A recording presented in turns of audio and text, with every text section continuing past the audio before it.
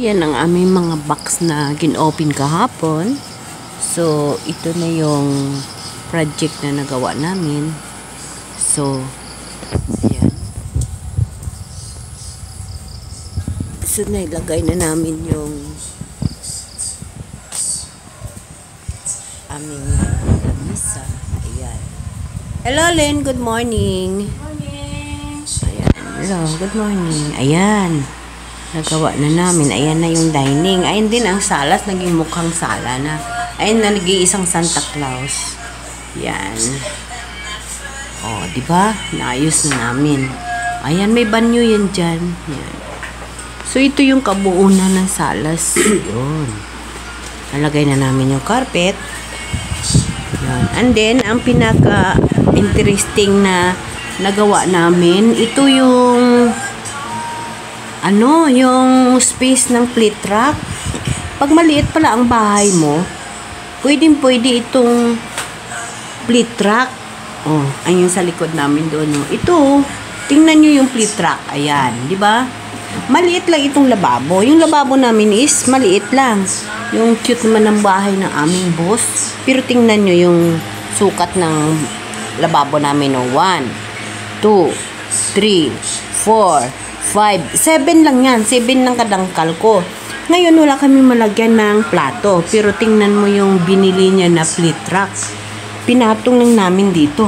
Sa ibabaw ng sink. May lagay ng kutsilyo. Mayroong lagay ng kutsara. And then, ito. Yes. Tapos, may sabitan pa ng basahan. Oh, ayan. May lagyan pa ng ano. Sa taas yan, may open space pa na pwede ko lagyan ng mga tuyo, mga mantika.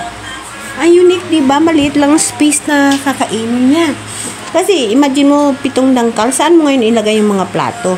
May plate rack pala ngayon na mabibili na ganyan. Ang ganda. So, hindi pa namin lubos na ayos kasi nga uuwi na naman kami mamaya sa Manila. So, maybe next na naman na magpunta namin.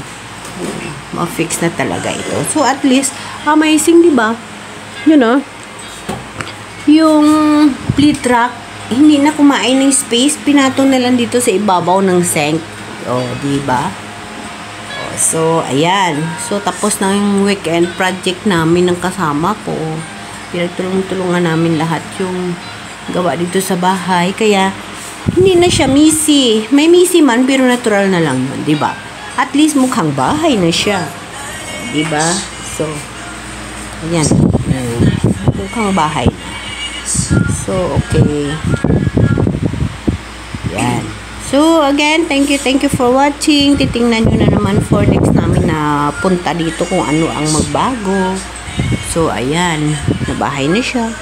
Hindi na siya kalat na kagaya pagdating namin ng parang hindi mo ma-gets ko anong gagawin mo. Ano. So, ngayon, ayan. Maganda na siya. Ayan. Okay, guys. Thank you for watching.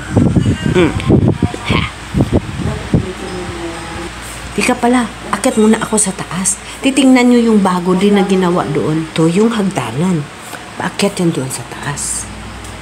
Doon sa taas, mayroong 3 kwarto. Yung master bedroom, and then isa ang banyo. Tulog pa sila. Oh, laundry. Ito yung banyo.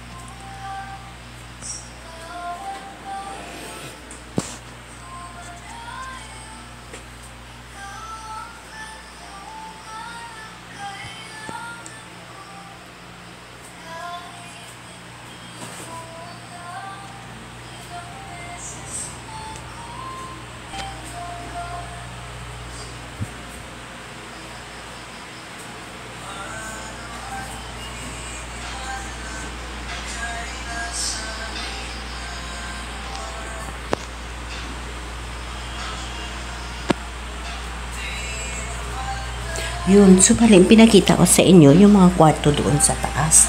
So, yung dalang kwarto, hindi ko na din buksan kasi tulog pa sila.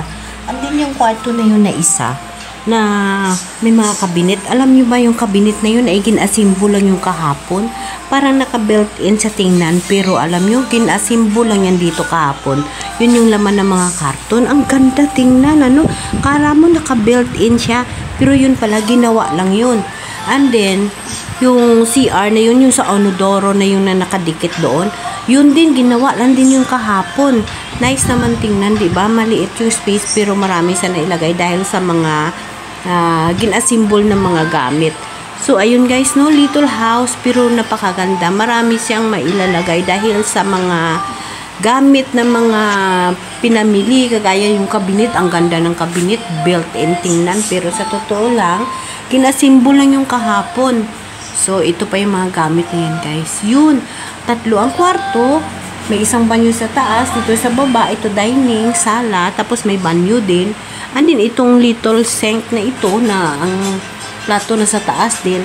I mean, guys, maluwag pa yung sa likod. Ang sa likod, ito pa yung gagawa ng project ng boss namin. Ito yung kaluwagan dito sa likod. Maluwag pa talaga. Kagaya doon sa kanila sa kabila, oh. Pinalagyan nila ng ng extension to, ganito din yung sa amin. So, ito rin yung sa harap. 2 car pa yung magkasya dito hanggang doon. Yan. Diba?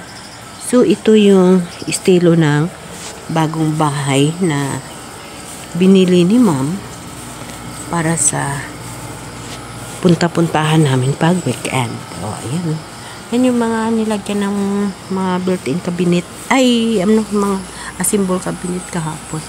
So, diba? Maganda. So, labas tayo sa gate kasi may picture ko. Ayan. Ayan.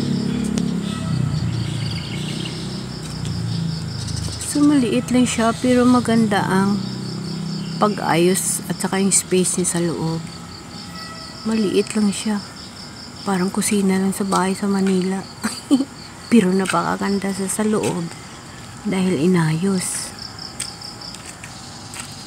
Ang ganda niya sa loob pag maayos siya kahit maliit siya tingnan. So, sa susunod na naman namin napunta ang pag-ayos. Pero ngayon, uwi na naman kami. So, ayan. Ayan.